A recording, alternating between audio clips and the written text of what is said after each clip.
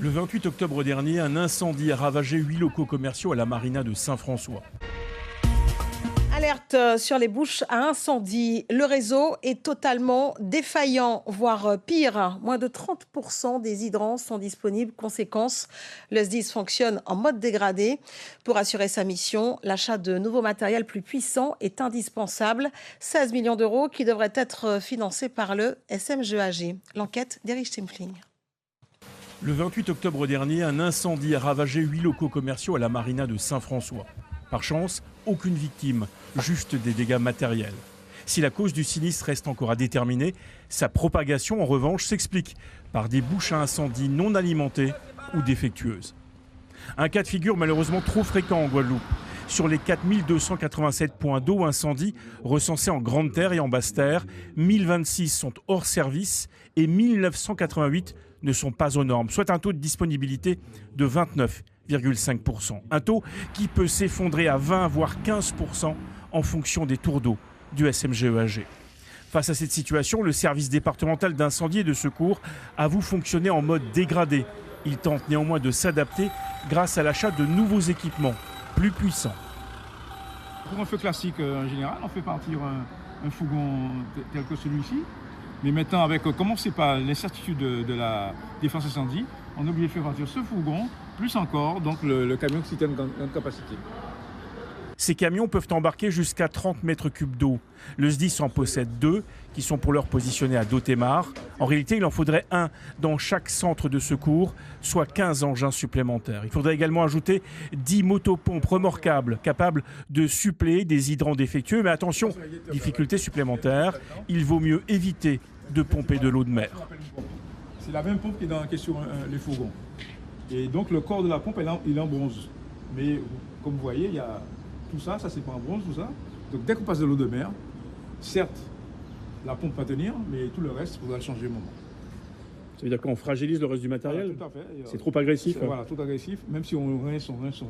Pour équiper ces 17 centres de secours, le SDIS devra donc investir 9,5 millions d'euros, embaucher 30 pompiers supplémentaires et ajouter chaque année 7,2 millions d'euros au titre des frais de fonctionnement. Il est clair que le SDIS ne pourra pas, en tout cas lui seul, acheter ces véhicules. Donc il faudra se tourner vers pour moi, le responsable de la production de l'eau, de la fourniture de l'eau, qui est le SMGEAG. Contacté, le syndicat mixte, désormais compétent en matière de défense extérieure contre les incendies, n'a pas donné suite à notre demande d'entretien. Il est vrai qu'avec un déficit prévisionnel de 72 millions d'euros en 2025, ces marges de manœuvre sont des plus réduites, voire inexistantes. Un dernier exemple pour bien comprendre la situation. Lors de l'incendie le 28 octobre dernier à la marina de Saint-François, le centre de secours de Dotémar a été contraint d'envoyer sur zone tous les moyens humains et matériels disponibles en Grande Terre. Et c'est une équipe de sapeurs-pompiers de Saint-Claude qui est venue ici à Dotémar assurer la permanence pour l'assistance aux blessés. Depuis le début de l'année, le SDIS est intervenu sur 2803 incendies au cours desquels 6 personnes sont décédées. Bonsoir à tous, merci d'être avec nous pour cette nouvelle session d'information. Voici les titres de l'actualité du jour. L'ouverture du procès de 2 soignants de l'hôpital de Capesterre-Belle-Eau. Ils sont accusés de harcèlement moral et sexuel présumé par 13 femmes, des salariés de l'hôpital. Nous ferons le point sur ce premier jour d'audience dans un instant. Alerte rouge sur les bouches à incendie non alimentées ou défectueuses. Elles rendent parfois difficiles les interventions du SDIS. De quoi nécessiter du nouveau matériel plus performant. Après les collèges, l'usage des smartphones peut être bientôt interdit dans les lycées. À la rentrée prochaine, Emmanuel Macron a relancé le débat pour lutter, dit-il, contre les dangers de l'addiction aux écrans. Une annonce qui ne fait pas l'unanimité, vous le verrez. Et puis nous parlerons de la semaine de la Caraïbe. La Guadeloupe danse et vibre au rythme de la Jamaïque jusqu'au 6 décembre à la médiathèque La Mecca à Basse-Terre. Un voyage culturel et historique au cœur du pays. À découvrir dans un instant également avec notre invité. C'est un procès hors norme qui a débuté cet après-midi au tribunal correctionnel de Basse-Terre. Un médecin et un infirmier du centre hospitalier de Capesterre-Belle-Eau comparaissent pour des faits présumés d'harcèlement moral et sexuel commis entre 2017 et 2024. 13 femmes se sont portées partie civile. Un procès qui a débuté avec le rappel des faits. Sur place, on retrouve Lydia Quérin et Christian Danquin. Je suis cadre supérieur de santé, a d'emblée corrigé Jean-Claude Mohandal, 62 ans, alors que la présidente détaillait son parcours professionnel. Sur le banc des prévenus, à ses côtés, Emmanuel Bellon, 51 ans, infirmier libéral. 2 hommes au style bien distinct. D'abord le premier, rompu à l'exercice oratoire, au parcours brillant. J'ai été lauréat d'un concours de cadre supérieur de santé. En 2012, a-t-il précisé à la barre. L'homme s'exprime d'une voix claire, de manière argumentée, use du jargon médical. Le second tient un discours un peu plus confus. Il décrit au moment des faits une ambiance délétère, de peau de banane au sein de l'établissement. On se tirait dans les pieds entre collègues, je cite. J'ai une voix grave, on a l'impression que quand je parle, j'agresse les gens, c'est comme ça, c'est inné, a déclaré Emmanuel Bellon. Les 2 prévenus comparaissent pour des faits graves, harcèlement sexuel et moral faux et usage de faux. Les 2 hommes nient en bloc. On écoute un des avocats de la défense. Dans cet hôpital, il y avait déjà un climat de grève, délétère, de mauvaises relations entre les personnes et par conséquent, des personnes qui sont, entre guillemets, tombées malades psychologiquement, qui ont pris des arrêts maladie. Et puis, j'ai un client qui, effectivement, a le verbe qui est très fort, qui s'impose, qui est autoritaire certainement, qui n'est pas bien dans les relations avec les autres et qui plutôt aime le travail bien fait. Et donc par conséquent, certains aujourd'hui l'accusent d'harcèlement moral, voire harcèlement sexuel, parce que évidemment, dire à quelqu'un votre parfum sent bon, inviter quelqu'un au restaurant, visiblement maintenant, on considère que c'est du harcèlement sexuel. Face aux prévenus, en rang serré, 13 femmes, 13 plaignantes. Elles écoutent attentivement les débats. Durant la procédure judiciaire en audition, elles ont décrit un système de harcèlement institutionnalisé, affublé de surnoms dégradants. Je cite « bébé »,« gros tété », recevant des propositions de massage, des messages leur intimant de se mettre en sous-vêtements, voire pour certaines des promesses de formation ou d'embauche contre des faveurs sexuelles. On écoute l'avocate de la partie civile. Les faits devaient faire l'objet d'un signalement au procureur parce qu'on est dans un hôpital, on garantit la sécurité et la santé de malades. Et que dire quand le propre personnel est en grande difficulté et harcelé de façon systématique depuis des années, que ce soit sur le terrain sexuel ou sur le terrain moral? On est dans quelque chose qui est entériné et qui fonctionne, j'ai presque envie de dire, extrêmement bien. Après l'examen de la personnalité des prévenus, place à l'audition des témoins, suivie de celle des plaignantes. L'audience se poursuit ici au tribunal correctionnel de Basse-Terre jusqu'à ce jeudi. Alerte sur les bouches à incendie. Le réseau est totalement défaillant, voire pire. Moins de 30% des hydrants sont disponibles. Conséquence, le SDIS fonctionne en mode dégradé. Pour assurer sa mission, l'achat de nouveaux matériels plus puissants est indispensable. 16 millions d'euros qui devraient être financés par le SMGEAG. L'enquête d'Erich Stimfling. Le 28 octobre dernier, un incendie a ravagé 8 locaux commerciaux à la marina de Saint-François. Par chance, aucune victime, juste des dégâts matériels. Si la cause du sinistre reste encore à déterminer, sa propagation, en revanche, s'explique par des bouches à incendie non alimentées ou défectueuses. Un cas de figure malheureusement trop fréquent en Guadeloupe. Sur les 4287 points d'eau incendie recensés en Grande Terre et en Basse Terre, 1026 sont hors service et 1988 ne sont pas aux normes, soit un taux de disponibilité de 29,5%. Un taux qui peut s'effondrer à 20 voire 15% en fonction des tours d'eau du SMGEAG. Face à cette situation, le service départemental d'incendie et de secours avoue fonctionner en mode dégradé. Il tente néanmoins de s'adapter grâce à l'achat de nouveaux équipements plus puissants. Pour un feu classique en général, on fait partir un fourgon tel que celui-ci. Mais maintenant, avec commencer par l'incertitude de la défense incendie, on est obligé de faire partir ce fourgon, plus encore donc le camion qui est en grande capacité. Ces camions peuvent embarquer jusqu'à 30 mètres cubes d'eau.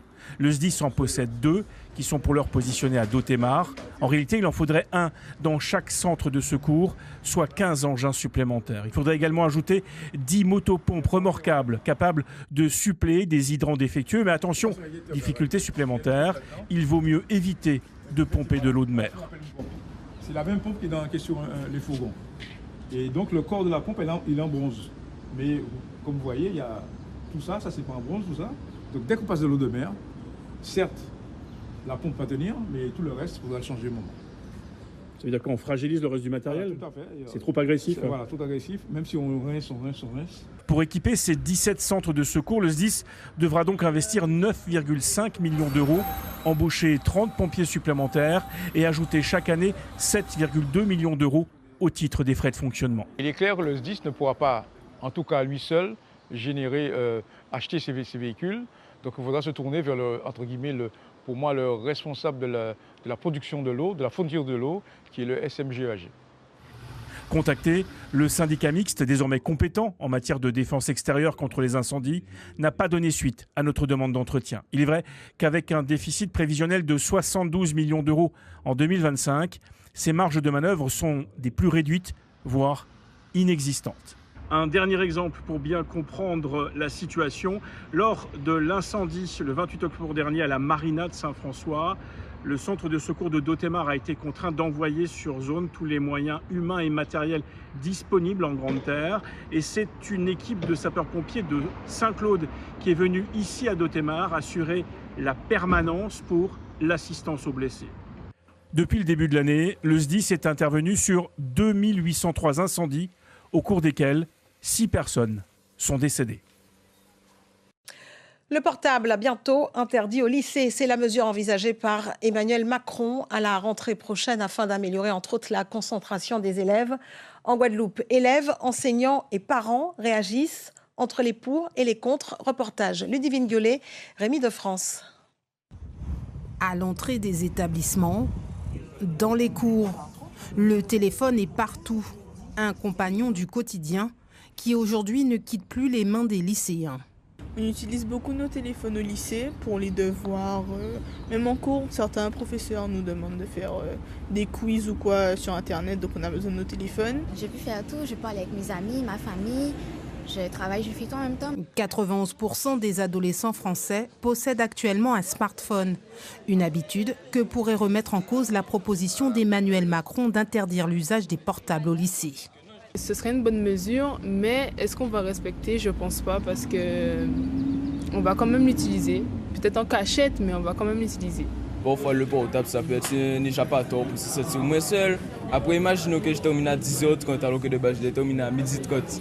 Je pourrais appeler mon père. Sans le téléphone, je ne pourrais pas l'appeler. Au lycée Charles Coeffin à Bémao, certaines règles existent pourtant déjà. Le règlement intérieur prévoit que l'usage du portable en cours soit interdit, sauf à la demande d'un enseignant qui peut, pour des raisons pédagogiques, demander aux élèves d'utiliser leur portable. Ainsi, les élèves, à leur entrée en cours, déposent dans un endroit réservé à cet effet et à la sortie du cours, récupèrent leur portable. L'argument principal avancé par le gouvernement est d'améliorer l'attention des élèves et prévenir les risques liés au cyberharcèlement et à l'excès des écrans. Une préoccupation partagée depuis longtemps par les associations de parents d'élèves. Vous avez des élèves qui passent toute une partie de la nuit sur leur téléphone. Vous avez aussi des élèves qui filment des situations inadmissibles dans les établissements scolaires. Donc nous sommes tout à fait d'accord avec cette mesure, sauf que pour l'appliquer, il faudra mettre des moyens en place. Mais pour les syndicats, on estime que d'autres priorités doivent être d'abord traitées. On est vraiment surpris que ce soit ce sujet qui soit mis en avant, alors qu'on manque de profs devant les élèves. Il y a toujours ce problème d'attractivité du métier, où en fait on a de moins en moins de jeunes qui veulent passer les concours. Pourquoi? Parce que le métier n'est pas attractif, à cause de salaires pas attractifs, et on n'a pas de réponse sur ces sujets. Une mesure qui fait débat et qui pourrait être mise en œuvre dès la rentrée 2026 dans les lycées. C'est un cadeau de Noël avant l'heure pour les porteurs de handicap. Depuis le 1er décembre, les fauteuils roulants manuels et électriques sont intégralement remboursés par l'assurance maladie. Il suffit d'une prescription médicale, une mesure bien accueillie par les associations, mais avec quelques réserves. Marilyn Plaisir, Bruno Pensio-Villon. Frédéric s'apprête à quitter son domicile et c'est toujours la même gymnastique. Son appartement est situé au premier étage, une dizaine de mètres à parcourir en fauteuil roulant, mais le jeune homme n'ira pas bien loin. On essaye. Ah, fonctionne pas. fonctionne pas, il est en panne. Car cet ascenseur est hors service depuis 3 semaines. Je dois appuyer, ça fonctionne pas. Je suis condamné à rester chez moi et normalement je devais avoir un appartement au rez-de-chaussée. C'est au rez-de-chaussée que je vais être. Retour donc à la case départ et au fauteuil manuel qui arrive en fin de vie. Frédéric doit le remplacer. Comme vous savez, un fauteuil ça s'utilise tous les jours. C'est comme une voiture, hein, ça vieillit. Donc on est obligé de changer de chaise roulante tous les 5 ans approximativement. Mais depuis le début du mois, le coût des fauteuils roulants est entièrement pris en charge par l'État. Le jeune homme ne mettra donc pas la main à la poche. Quand on a un handicap visible surtout, ce n'est pas facile puisque tout coûte cher à une personne en situation de handicap. Si elle n'a pas de travail, ce sera très difficile qu'elle puisse s'en sortir toute seule. Et je trouve que c'est une très bonne chose que l'assurance maladie puisse prendre en charge ce genre de... prendre en charge les dépenses des personnes en situation de handicap. Un fauteuil roulant 100% financé par l'assurance maladie. Un fardeau de moins. Mais pour l'un des porte-parole des personnes porteurs de handicap, il reste encore à faire. C'est insuffisant. Vous voyez, c'est insuffisant. Mais oui, parce que avoir un fauteuil, ça peut se permettre uniquement de se déplacer autour de chez soi. Quand une personne en situation de handicap veut sortir, cette personne-là, comment elle fait? Vous voyez, il faut qu'il y ait des transports adaptés, il faut qu'il y ait des transports qui seront en mesure de prendre en charge ces personnes-là. Mais revenons à Frédéric. Pour sa vie en fauteuil roulant, il rêve de décrocher un travail pour des lendemains meilleurs.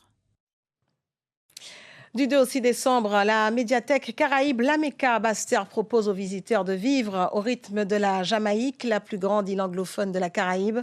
Au programme, des ateliers, un cours de linguistique en patois jamaïcain pour une véritable immersion dans le pays, avec des expositions et des rencontres littéraires. Thierry Philippe. La semaine de la Caraïbe au rythme de la Jamaïque, un véritable coup de projecteur de la médiathèque La Mecca sur l'histoire de la plus grande île anglophone de la Caraïbe. Le berceau du reggae, mais aussi terre de sport, patrie d'intellectuels, a été l'instant d'une matinée, un moment profond d'étude pour les 10 participants de ce premier atelier de test de connaissances. Là, c'était une première, justement, pour connaître un peu l'histoire de la Jamaïque à travers un petit jeu. Moi, j'appellerais ça un jeu parce que ça nous a permis de parler, de faire des recherches, de faire des interprétations à partir des éléments qu'on avait. La Jamaïque, c'est un territoire qui a beaucoup influencé le monde, mais je me suis rendu compte que je ne connaissais pas grand-chose de l'histoire. Et à chaque fois, c'est l'opportunité pour moi d'apprendre de façon dynamique. Participer à ces ateliers, à ces discussions peut également favoriser un sentiment de communauté et renforcer les liens entre les différentes cultures présentes en Guadeloupe. De plus, cela peut encourager à s'intéresser à son patrimoine, à sa propre histoire. On a pu voir qu'il y a aussi une histoire autour du marronnage, une histoire aussi similaire autour du créole, de la manière dont on détourne la langue du colon pour s'approprier et devenir soi. Donc à travers tous ces liens culturels, voir qu'est-ce qui nous unit. Il y a eu un engouement, une passion qui s'est révélée de ces participants. Je sens qu'ils ont envie de plus et ça tombe bien parce que nous sommes à la médiathèque Caraïbe. Donc ils sont au lieu parfait pour pouvoir aller au-delà finalement de cet atelier.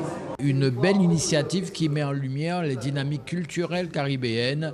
Une occasion de ressentir une Jamaïque plurielle, riche en histoire, en créativité, spiritualité et innovation. Et sur ce plateau, l'invitée d'honneur de cette semaine, digne représentante de la Jamaïque, Olive Senior, est l'une des autrices les plus connues du pays. Hello, nice to meet you. Thank you for being with us. Thank you. Merci d'être là. Pleasure to be here. C'est vraiment un plaisir pour moi d'être là. La Jamaïque, un rayonnement culturel international. Le thème de la conférence à laquelle vous avez assisté hier soir, on parle d'une influence mondiale dans la musique, dans le sport, les arts visuels. Comment expliquez-vous ce rayonnement de la Jamaïque dans le monde?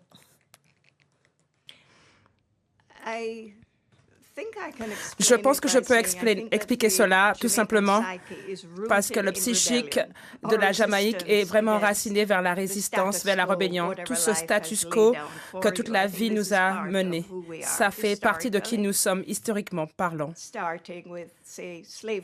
Ça commence par les rebelles des esclaves, qui en avaient plus en Jamaïque que peut-être d'autres contrées, d'autres pays.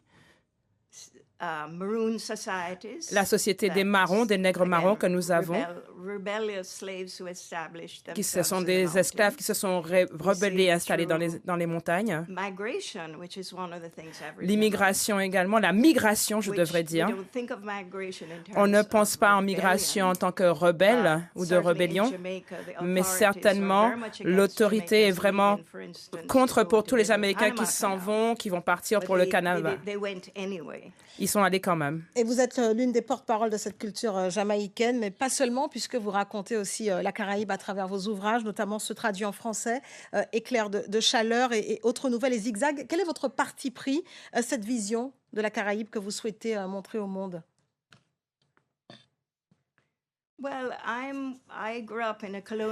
J'ai vraiment grandi dans un moment colonial où les gens parlaient pour nous et faisaient pour nous. Et je suis maintenant quelqu'un de cette génération où je peux écrire et je peux dire notre histoire en tant que Jamaïcaine, en tant que personne de la Caraïbe. Ma perspective est de celle qui veut ramener cette authenticité de quelqu'un de cette région qui parle et qui écrit sur cette région. Alors nous aussi, nous sommes caribéens ici en Guadeloupe. Quel regard portez-vous sur les relations entre la Caraïbe anglophone et les Antilles, dans les Antilles françaises? En arrivant ici, est-ce que vous avez senti une vraie connexion entre les deux îles, au-delà de la coopération, bien sûr? Totalement. Je sens cette connexion entre nous. Il y a peut-être une barrière de la langue, mais nous sommes tous des frères et sœurs et je me sens très confortable en Guadeloupe. J'étais ici déjà pour écrire pour une conférence. Je pense qu'on peut transcender par rapport au problème de la langue, surtout grâce à la technologie de nos jours, qui nous permet d'être un village global d'une seule Caraïbe. La Jamaïque pense ses plaies aujourd'hui après le passage dévastateur de l'ouragan Mélissa. Où en est le pays aujourd'hui et quelles sont ses ressources pour se relever après un tel événement? Je ne pense pas que les gens réalisent vraiment comment la Jamaïque est vraiment endommagée. Un tiers de l'île est vraiment endommagée. Et pourtant, il va prendre beaucoup de temps pour nous pour se remettre debout pour les infrastructures et aussi tout le dommage qui a été fait mentalement. Mais je pense encore une fois que ça fait partie d'être... nous sommes aussi des rébellions. Nous sommes très résilients. Les maisons ont disparu, mais j'ai la vie. Merci pour Sonia. Il y a ce genre de spiritualité, ce genre de mentalité, état d'esprit de ceux qui entraident. Nous avons beaucoup d'aide internationale et cet aspect est très réassurant. Mais cela va prendre du temps et ça va prendre une génération vraiment pour revenir de tous les dommages qui ont été faits en Jamaïque. Et la solidarité s'exprime également à travers nous. Demain, vous allez rencontrer vos lecteurs, jeunes et moins jeunes, notamment les élèves de 4e du collège Maurice Satineau qui ont étudié votre livre Paradise Once. Qu'attendez-vous de cet échange? Qu'allez-vous leur dire à ces jeunes? Vous savez que nous les écrivains, nous sommes très solitaires. Nous sommes très solitaires, nous asseyons en salle. Et une belle partie de notre vie qui est très excitante, c'est de rencontrer les gens, surtout les jeunes. Je suis toujours très fascinée de voir comment ils peuvent m'emmener certaines choses sur mon propre travail. Ils me disent des choses que moi-même je n'ai pas réalisées, que je n'ai pas vues, que j'avais mis dans le livre. Je suis vraiment très excitée de les rencontrer demain. Merci beaucoup, Olive Seigneur, pour cet échange enrichissant. Merci d'être parmi nous ce soir. Merci. Et si le théâtre nous était conté autrefois avec un tambourka? La méthode Les Roses pour une esthétique théâtrale, une thèse de Gilbert Lomore. Il explore comment la tradition du Les Roses en Guadeloupe peut nourrir une nouvelle façon de jouer sur scène. Le comédien est ce soir à l'amphithéâtre Gerty Archimède au campus du Camp Jacob à Saint-Claude. On le retrouve avec Alex Robin et Bruno Panciot-Villon. Oui, Christelle, enchaltonné des tambours, des voix masculines et féminines pour une création exceptionnelle, celle dédiée à la thèse de doctorat de Gilbert Lomor, soutenue avec succès il y a peu, la méthode Les Roses pour une esthétique théâtrale. Merci Gilbert, réponds-nous. Après tant d'années, où vous voulez mener nous encore? Moi, on peut commencer par dire merci. Parce que pour moi, c'est un bel l'honneur et respect de tous ces gens-là qui l'a là. Ni famille en moins, ni famille Les Saintes en moins qui l'a, ni famille d'Orville, famille Lomor qui l'a. Ça magnifique en content. Ou là, en Caïmé les autres, plus loin, d'où bout, pas ni limite pour une verticale, pour une douette, assez plaisir à nous lutter. C'est une autre manière de faire et jouer théâtre en pays Guadeloupe? C'est une manière qui est en nous. C'est une manière qui casse nous. C'est un théâtre qui a dit nous comptons voir pour musique, nous comptons voir danse, nous comptons voir tradition en nous, nous comptons voir ça qui est en nous. C'est ça, et ça ne pas veut dire que nous avons fait aimer nous les autres. Mais là, nous avons rencontré les autres, nous debout et nous avons dit, nous avons ça et nous ni ça aussi, et nous fiers de ça, nous tini, qui j'en nous peut boganter. Ouais, c'est une manière pour ouvrir la ronde et faire qu'il t'y fait yon. Ou PDS, c'est-à-dire mon lait qui accompagne moi, c'est un ancêtre qui a monté au fil là-haut, c'est Edouard Glissant. Après ça, Edouard Glissant, il a dit, il a été parler de la relation homme-homme. Aussi là, ou pas dit, ah c'est à moi, sorti, c'est là qu'on a mangé, mais on a dit, bon, ok, et vous, quand on a mangé, et là, on a lié en bas feuille, en bas tête, à dans petit moment des créations qu'a faites. Parce que vous plein et moi en plein aussi, et donc, nous avons des belles bitins, on chance pour vous voir jour aussi.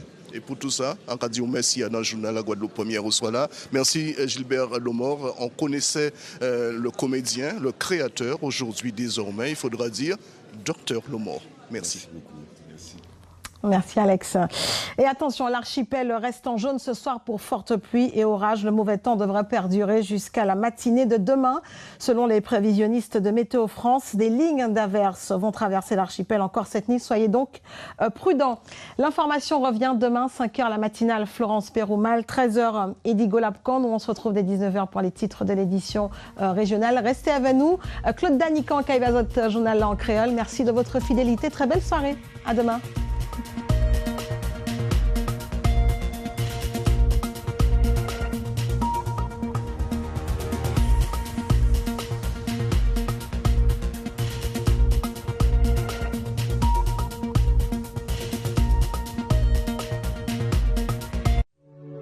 L'info continue sur guadeloupe.lapremière.fr.